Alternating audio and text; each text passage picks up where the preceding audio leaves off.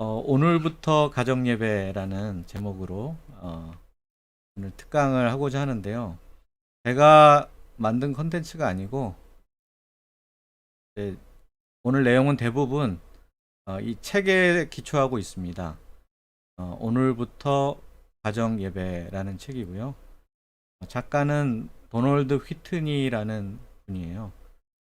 현재 미국의 서던 베프티스트 신학대학원에서 실천 신학 교수를 하고 있고 또 목회자로서 지역교회를 섬기고 있는 분이기도 합니다. 이 사진에 나와 계신 이분이에요. 그 헌추리 가수처럼 생긴 사진을 봤을 때 느낌은 신학교 교수이면서 목회자라고 하십니다. 출판은 복 있는 사람에서 했고요. 2017년 12월 26일에 첫 발간이 돼서 지금까지 한 3년 반 정도, 4년 정도 시간이 흐른 그런 책입니다. 도널드 휘트니 교수님 책 중에는 이 책도 유명하지만 오늘부터 다시 기도라는 책도 있습니다. 그래서 기회가 되시면 오늘부터 다시 기도라는 책도 서로 나눌 수 있으면 좋을 것 같아요. 일단은 이 책의 기초에서 가정 예배에 대해서 같이 나눠보고자 합니다. 이번 주 주일 말씀이 아이 사무엘을 부르신 하나님도 다음 세대를 세우는 역사의 중요성, 가치에 대해서 이제 묵상해 보고자 하는 그런 말씀인데, 그 점에서 이 책을 같이 이제 보완해서 저희가 나누면 유익이 있을 거라는 생각이 들어서 이번에 준비를 해봤습니다. 네, 그러면 본격적으로 내용으로 들어가 보겠습니다. 가정 예배. 가정 예배는 가정에서 드리는 예배를 뜻하죠. 그래서 본래 이제 예배라는 것은 지역 사회에서 이제 예배당에 모여서 이렇게 예배를 드리는 것이 보편적인데 예배는 그런 예배만 있는 것이 아니다. 가정 예배도 있다는 거죠. 가정 예배를 통해서 하나님께서 부모들의 신앙을 또 영적인 가치관을 다음 세대로 전달하는 그런 중요한 통로로 지금까지 사용해 오셨습니다. 그래서 가정 예배를 가리켜서 하나님께서 모든 기독교 가정에게 허락하신 매우 소중하고 값진 보물이라고 저자는 소개하고 있습니다. BBC 여론조사를 했는데 BBC에서 영국의 가족 구성원들 간에 대화가 너무 없다. 그리고요, 대화가 있더라도 아주 짧은 단답형의 대화에만 주로 그치고 있다고 합니다. 집에서 대화를 잘 안 하고 뭘 물어봐도 단답형으로 대답을 하니까 제대로 된 소통이나 교류가 이제 이루어지지 않는 거죠. 그래서 이제 BBC에서는 이것이 영국 사회에 앞으로 장차 이제 국가적인 위기를 일으킬 수 있는 중대한 사안이다. 이렇게까지 말을 했습니다. 왜냐하면 앞 세대의 어떤 노하우, 어떤 정신, 지식, 뭐 이런 것들과 이제 그 다음 세대 간에 이제 단절이 일어날 수밖에 없게 되잖아요. 그래서 이것이 이제 공동체의 붕괴, 약화라는 이런 국가적 위기를 가져올 수 있다. 그래서 이에 대한 국가적인 차원의 대책이 필요하다. 이런 제안을 한 적이 있습니다. 근데 이 책에서 이 여론조사를 예를 들어요. 그래서 근데 이 문제가 한 국가뿐만 아니라 교회 혹은 어떤 가정에서도 마찬가지라는 거죠. 그 기독교 신앙이라는 것이 세대를 거쳐서 다음 세대로 계속해서 그 복음 신앙이 이제 전수가 돼야 되는데 가족 구성원들 사이에 크리스찬 가정마저도 이렇게 대화가 없고 단답형 대화에 그치는 상황이 지속된다면 기독교 신앙의 전달이라는 것에 큰 위기를 만날 수밖에 없다라고 말을 합니다. 그런데 감사하게도 성경과 기독교 전통 속에는 가정 예배라는 대안이 이미 존재한다는 거죠. 그래서 이 가정 예배를 통해서 위기를 예방하고 극복할 수 있는 길이 있다. 이렇게 제시하고 있습니다. 네, 그래서 여기 보면 성경과 기독교 전통 속에서의 가정 예배 이렇게 돼 있잖아요. 그래서 먼저는 성경 속에서 가정 예배의 모습을 한번 찾아보고요. 그 다음에 교회사 속에서, 즉 기독교 전통 안에서 가정 예배의 모습이 어떤 모습을 띄었었는가 이런 것들을 살펴보고 있습니다. 먼저는 성경 속의 가정 예배인데요. 제일 먼저 누구를 주목하고 있냐면 아브라함을 주목하고 있습니다. 하나님께서 아브라함을 택하신 목적이 무엇인가는 창세기에 잘 나타나 있잖아요. 여기 나와 있는 대로 그로 그 자식과 권속에게 명하여 여호와의 도를 지켜 의와 공도를 행하게 하려는 것이다 라고 하나님께서 친히 이렇게 말씀해 주셨습니다. 여기 보면 자식과 권속에게 여호와의 도를 지키도록 하는 것, 이게 이제 하나님께서 아브라함을 택하신 목적이라는 거예요. 그러면 이 목적을 어떤 구체적인 방법으로 이룰 수 있겠습니까? 일단 아브라함이 하나님께 들은 말씀, 즉 여호와의 도, 이 여호와의 도를 그 자식과 권속에게 가르치는 것. 그래서 가르쳐서 그 도를 준행하도록 하는 것. 이것이 이제 이 목적을 이룰 수 있는 유일한 방법 아니겠습니까? 그래서 아브라함이 실제로 이렇게 가정 예배를 드렸을까? 네. 당시에는 뭐 정형화된 기성 교회가 없는 상태였잖아요.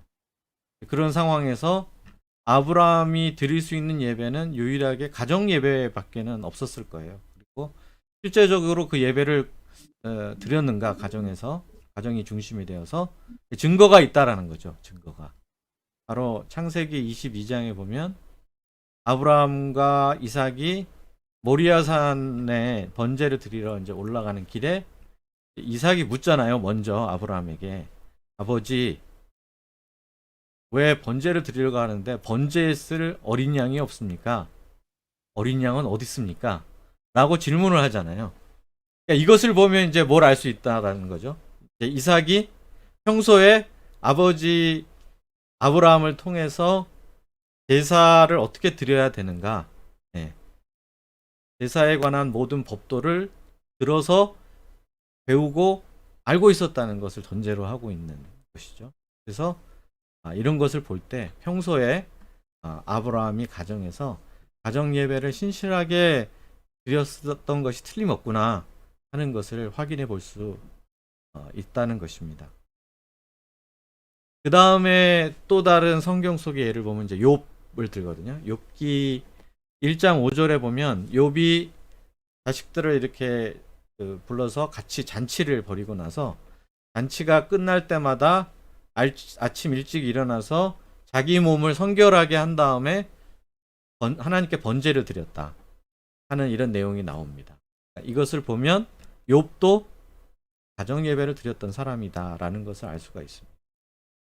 그리고 우리가 잘 아는 모세 같은 경우에 보면 신명기 6장에 보면 4절부터 7절 사이에서 굉장히 강조를 하잖아요. 부모가 모든 기회를 다 살려서 어떤 모양으로든지 간에 최선을 다해서 자녀들에게 하나님 말씀을 가르쳐라. 이것이 모세가 이스라엘 백성들에게 신신당부하고 있는 내용이에요. 그래서 모세 역시도 가정 예배의 중요성에 대해서 이렇게 가르치고 권면했다는 사실을 알 수가 있고요. 그 다음에 이제 여호수아가 또 하나의 예가 되는데요. 여호수아서 24장 15절에 보면 나와 내 집은 여호와를 섬기겠다. 너희도 결단하라. 이렇게 도전을 합니다. 그러면 나와 내 집은 여호와를 섬기겠다. 이 스스로에게 한 다짐이면서 공개적인 다짐인데 이것을 이후에 여호수아가 어떻게 지켰겠습니까? 내 집에서 드리는 예배, 가정 예배를 통해서 이 다짐을 구체화해 했을 것이 거의 이제 틀림없지 않을까요? 그런 점에서 보면 여호수아도 가정 예배를 드렸던 사람이었을 것이라고 우리가 짐작을 해볼 수가 있습니다. 그 다음에 또 다른 예가 있는데 아삽 있죠? 시편 저자 중에 한 명인데 시자가 빠졌네요. 시편 78편에 보면 아삽의 시 중에 하나님의 영예와 능력과 사적을 후대에 전하겠다고 노래하는 그런 구절이 나옵니다.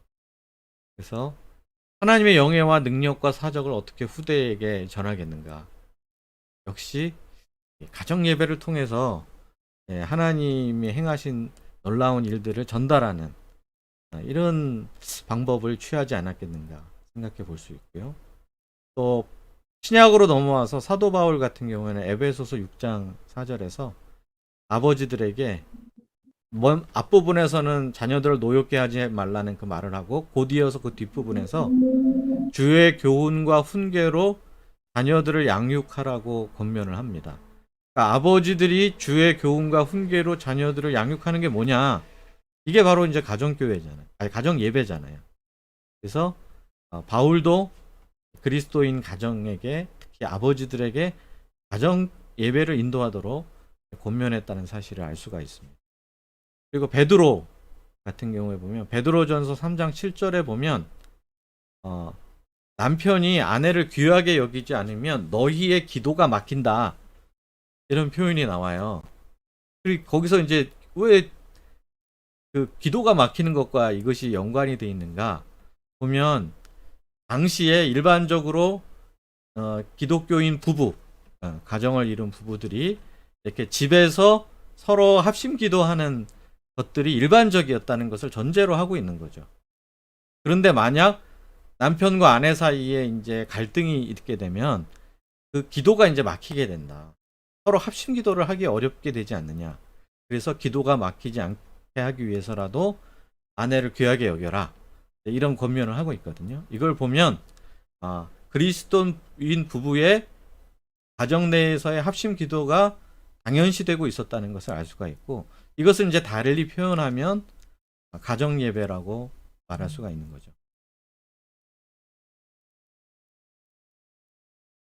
그 다음에는 이제 교회사 속에서 가정 예배가 어떻게 이루어졌는가 이거를 책에서 말하고 있는데요. 일단 초대교회의 경우에는요. 아침 일찍 하고요. 저녁에 잠자리에 들기 전에 성경의 한 대목을 읽고 찬송을 부르고 기도하는 것. 이것을 보편적으로 했다고 합니다. 그런데 이게 이제 초대교회에서 지금 종교개혁 시대로 갑자기 점프를 하잖아요. 다음 내용을 보면.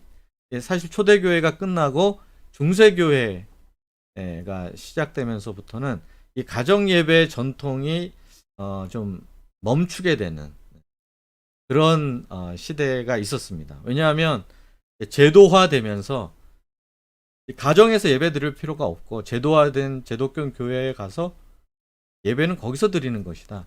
이런 통념이 생겼고요. 또 한 가지 이유가 이 예배를 진행하는 것의 모든 권한이 사제 계급에게 집중이 되면서 사제가 아닌 사람이 어떻게 예배를 드릴 수 있느냐. 뭐 이런 이제 생각들이 보편화된 거죠. 그러면서 중세교회 때는 이 가정 예배의 전통이 끊어지게 됩니다. 근데 이거를 누가 다시 되살리느냐? 가정 예배의 르네상스 부흥을 일으킨 사람이 바로 종교개혁자들입니다. 그래서 종교개혁 시대에 종교개혁자들의 업적 중에 아주 중요한 업적이 성경을 모국어로 번역을 해서 널리 보급시킨 거잖아요.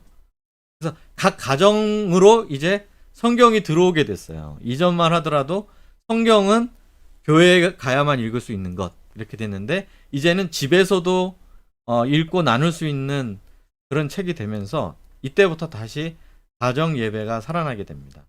그래서 첫 종교개혁자인 이 마르틴 루터부터 가정 예배를 신실하게 드렸던 사람이라고 합니다. 그런데 마르틴 루터는 가정 예배를 드릴 때 자기 자녀들만 데리고 가정 예배 드린 게 아니라 손님까지 이렇게 초청을 해서 가정 예배를 드렸다고 합니다. 그래서 한 번 가정 예배 드릴 때 한 20여 명 정도가 참석을 했으니까 상당히 큰 규모로 이렇게 가정 예배를 자주 드렸다고 기록이 되어 있습니다.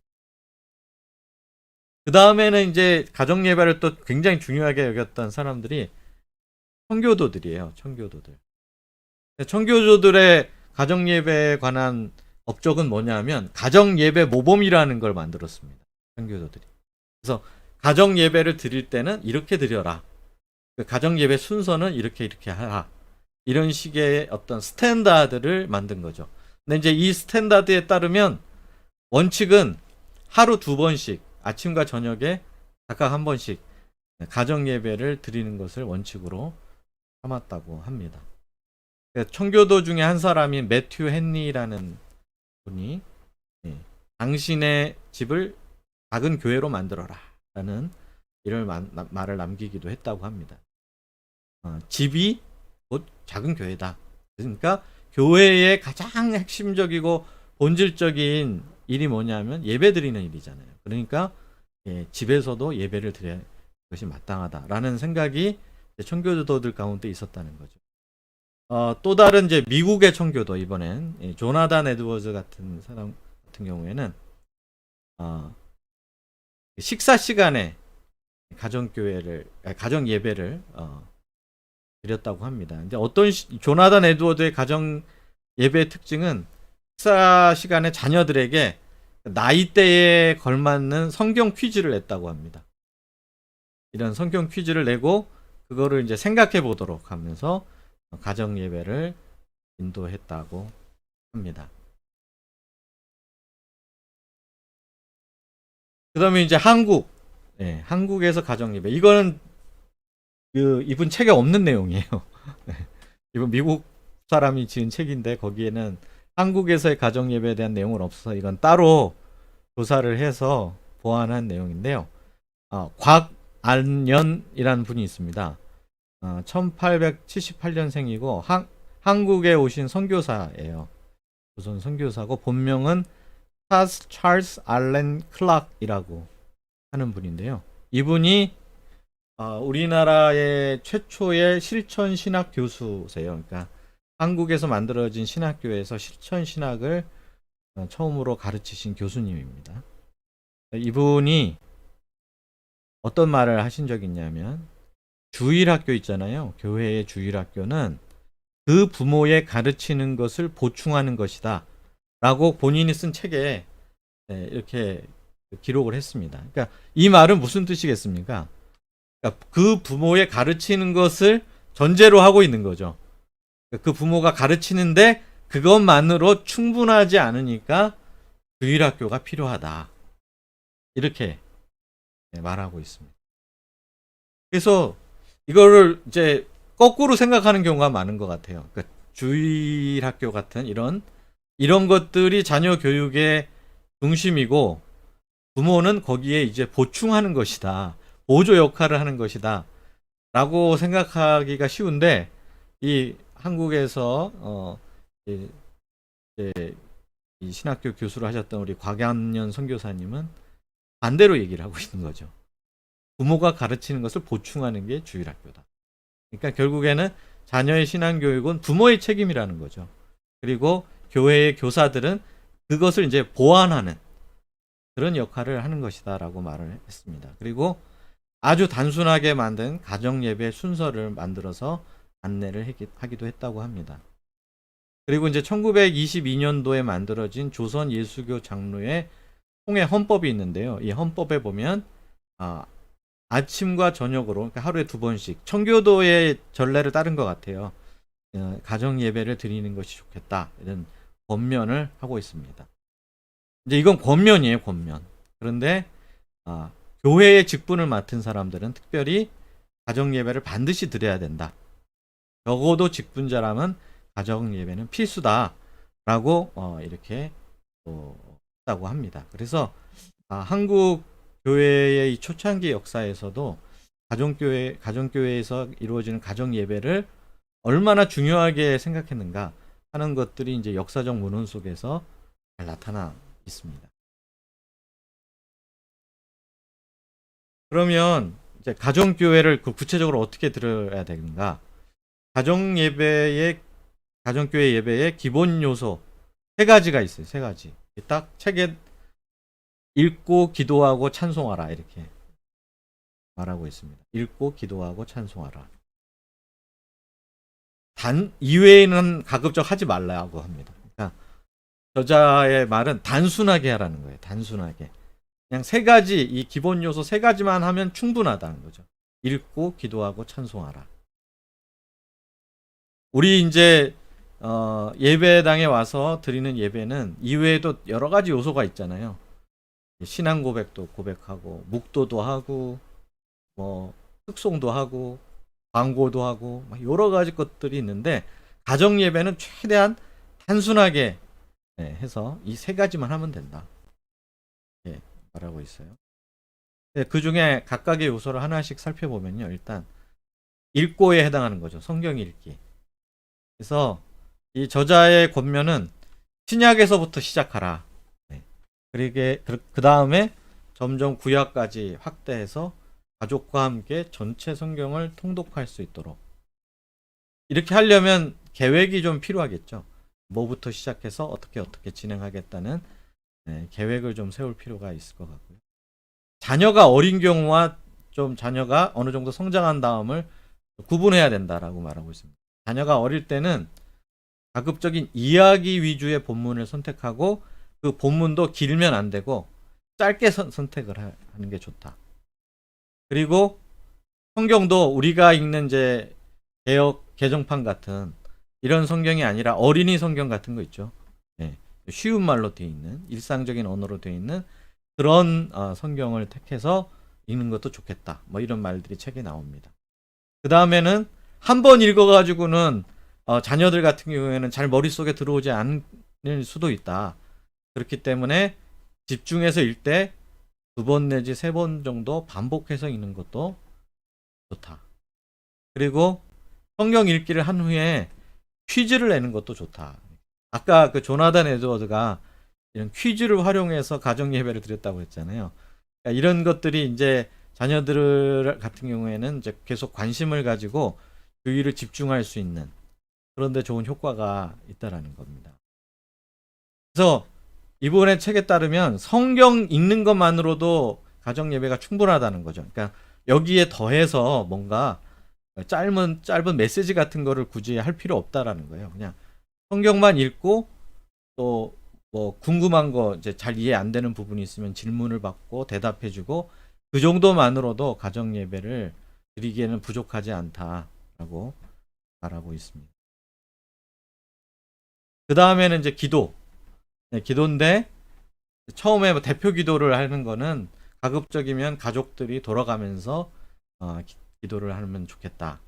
그 다음에는 마칠 때 서로 이제 기도 제목을 나누고 그 기도 제목을 가지고 합심 기도를 하면 되겠고, 주의사항으로 이분이 기도 제목을 나누는 시간에 절대 훈계하지 마라.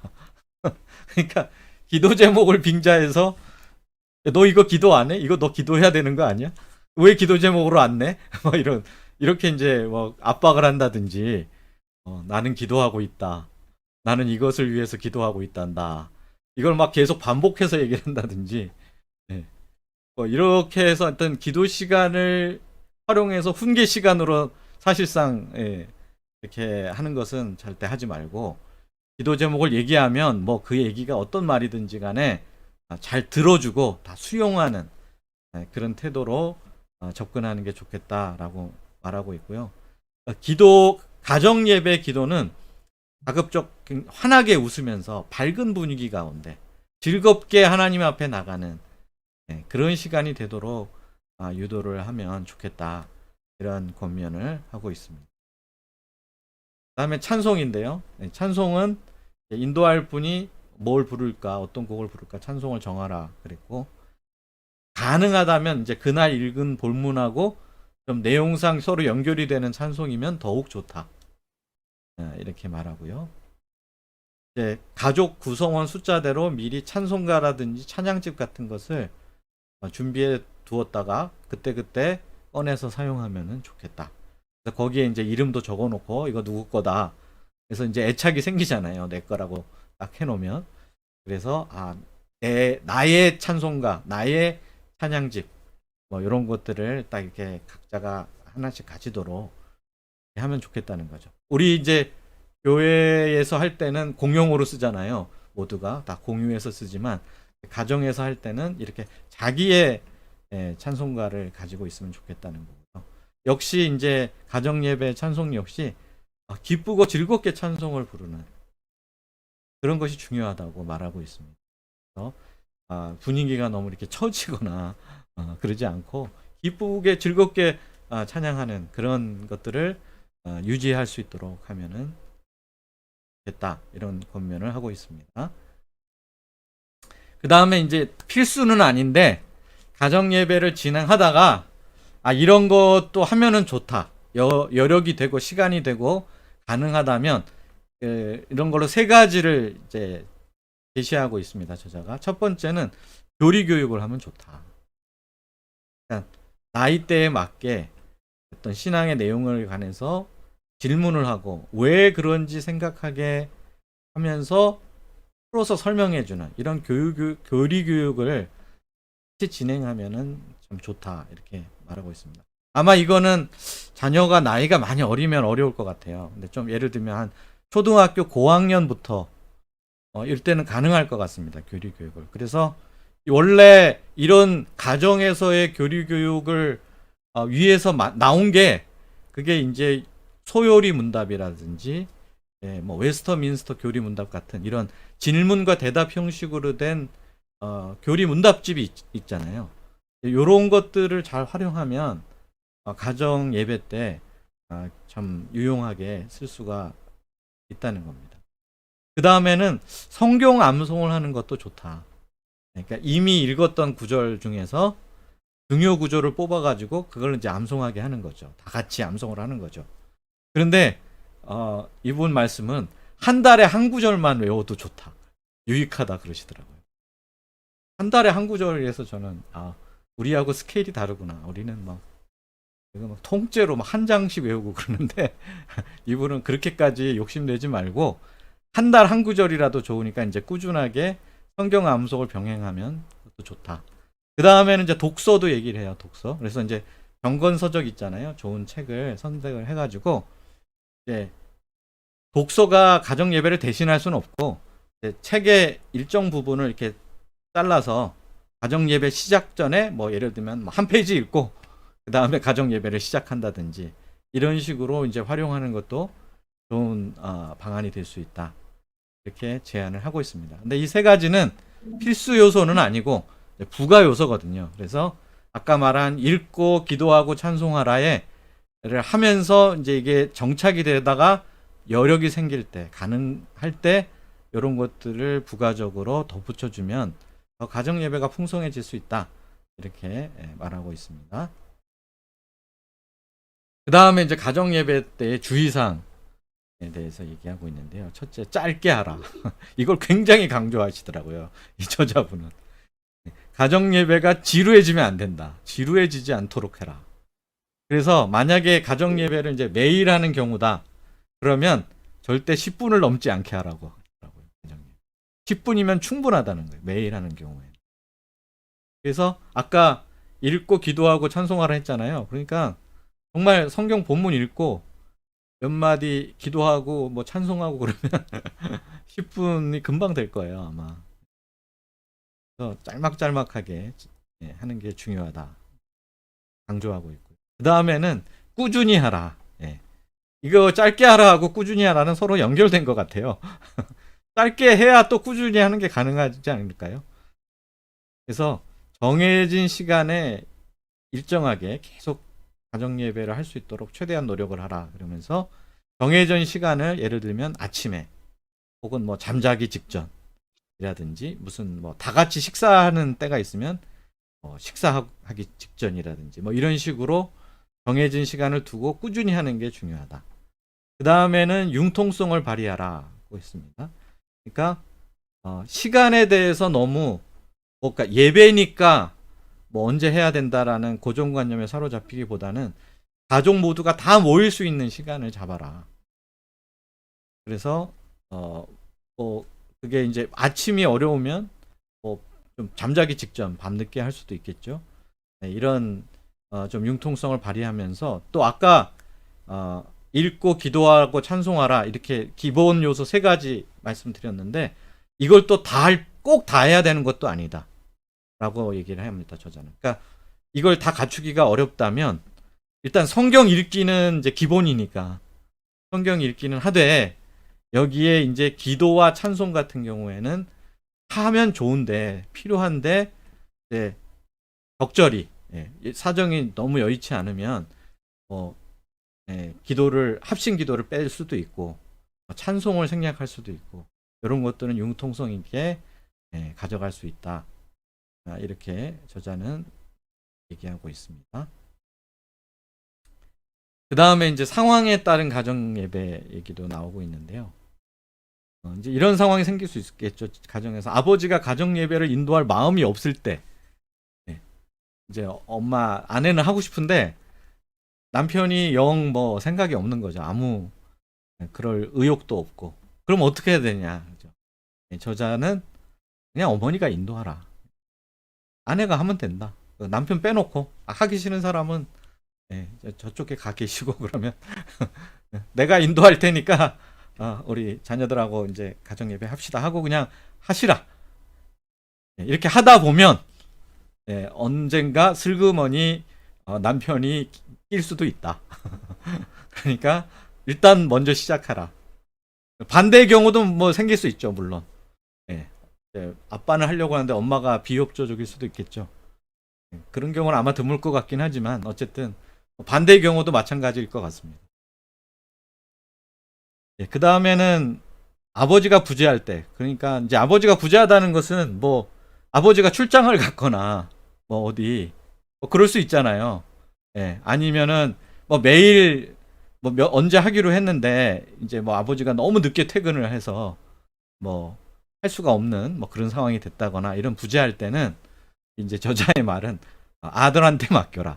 아들이 나이가 어리더라도 이럴 때는 그냥 평소에 본 게 있으니까 아들도 충분히 할 수 있다. 나이가 어리더라도 아들에게 진행을 맡기고 어머니가 옆 곁에서 도와주면 충분히 할 수 있다.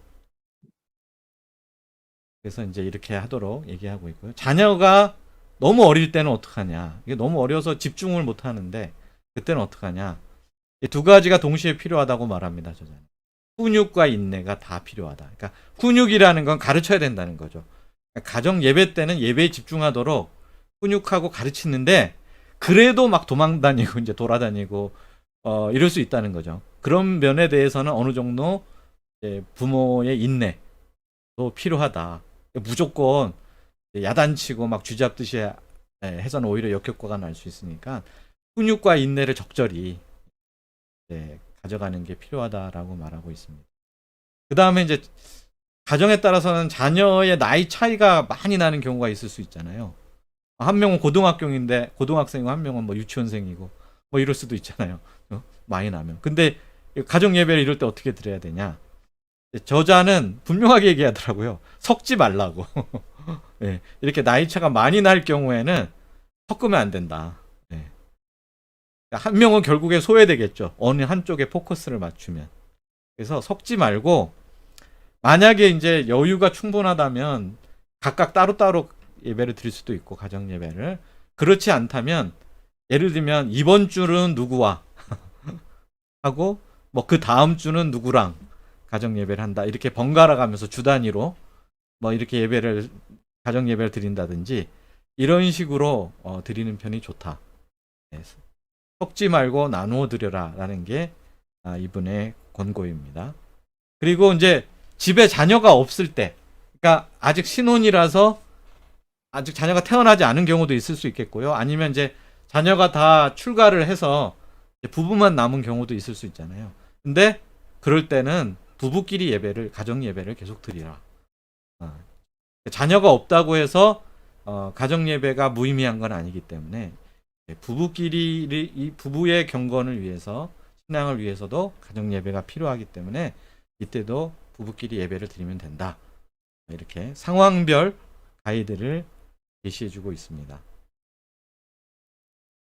이제 이분이 말하는 가정 예배 유익, 두 가지 측면으로 나누어서 말해요. 일단 말로써 복음을 전수할 수 있는 최고의 방법이면서 삶으로써 복음을 전수할 수 있는 최고의 방법이다.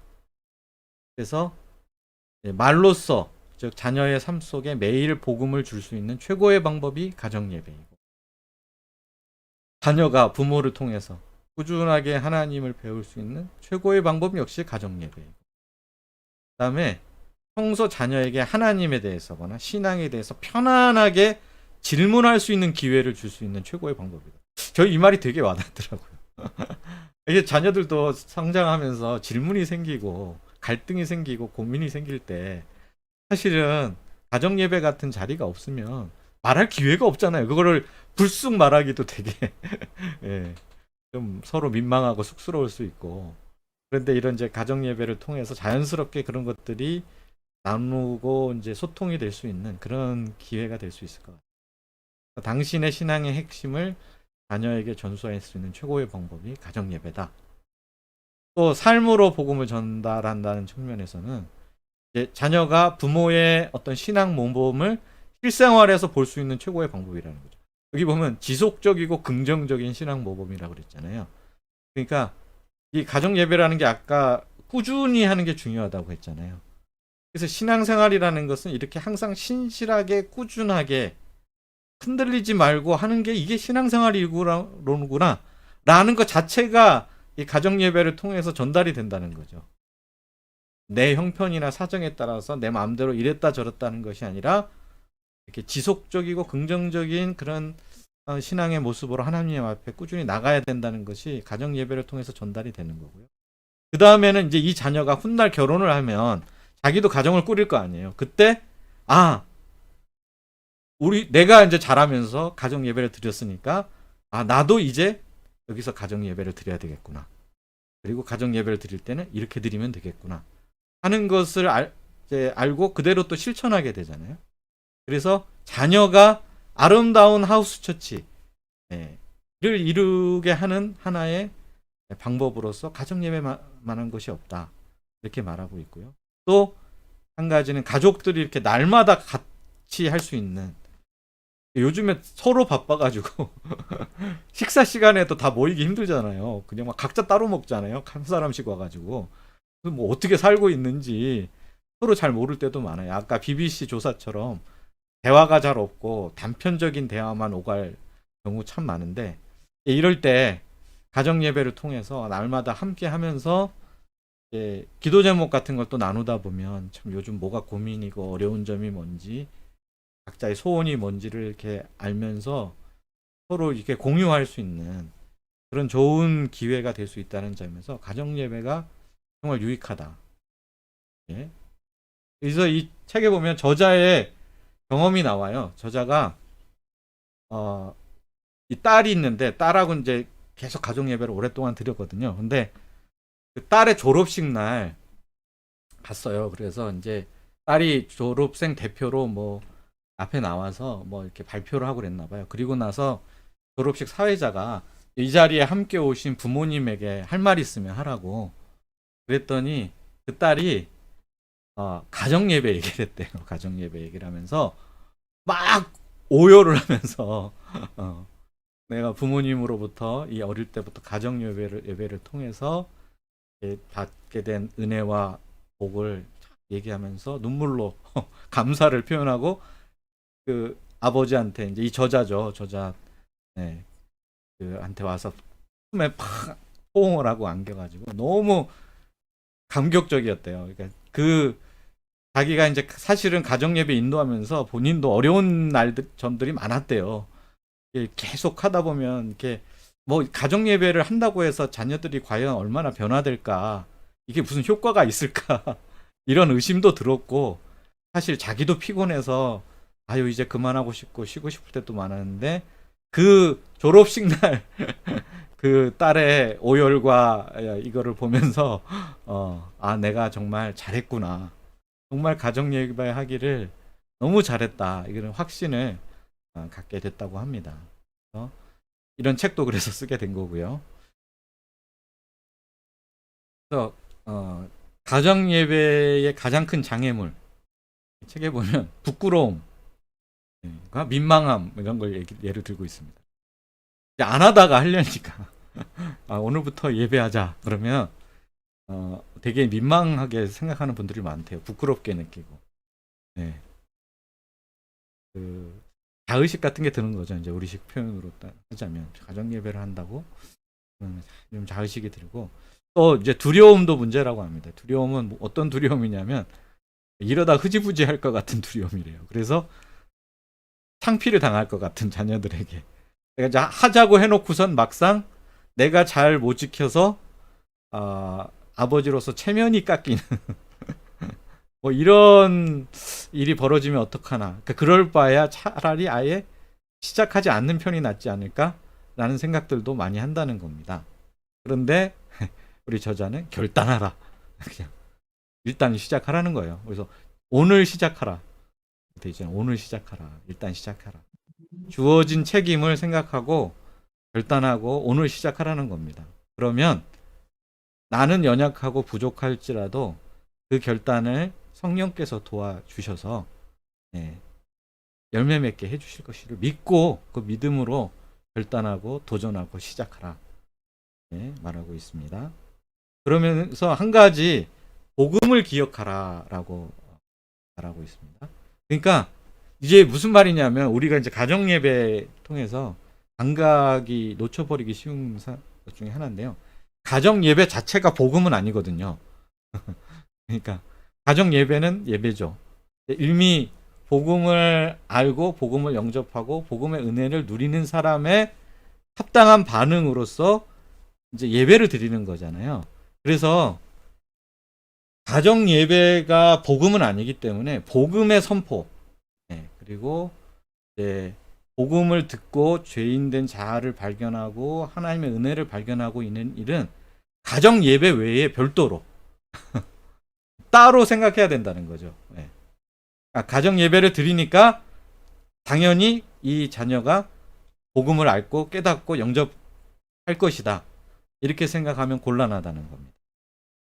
가정 예배 자체는 복음에 대한 반응이고 복음의 선포, 복음을 이해시키고 복음을 전달하는 것은 또 그 별개로 생각해야 된다고 말하고 있습니다.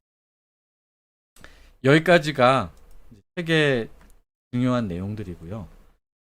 이제 이해와 적용을 돕는 질문들을 좀 마지막으로 정리를 해봤어요. 그래서 오늘 이렇게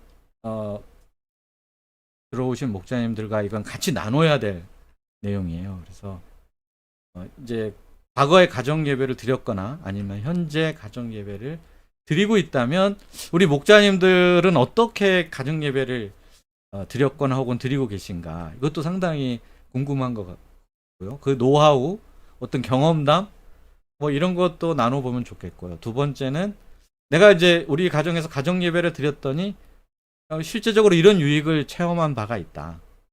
뭐 그런 거 있으면 이걸 나누면 또 우리가 이제 동기부여를 하고 결단하는 데 도움이 될 것 같습니다. 그 다음에 이제 가정 예배를 드리다가 혹은 드리기 시작하려고 할 때 만나게 되는 여러 장애 요인들이 있을 수 있잖아요. 앞에 몇 가지 열거도 했지만 그런 것들이 분명히 있을 거예요. 고비가 있고 어려움들, 장애물들 그런 것들이 있었다면 어떤 것들을 경험해 보셨는지 뭐 이런 것들이 또 얘기를 해보면 좋을 것 같습니다. 일단 이 위에 세 가지 질문을 가지고 같이 서로 대화를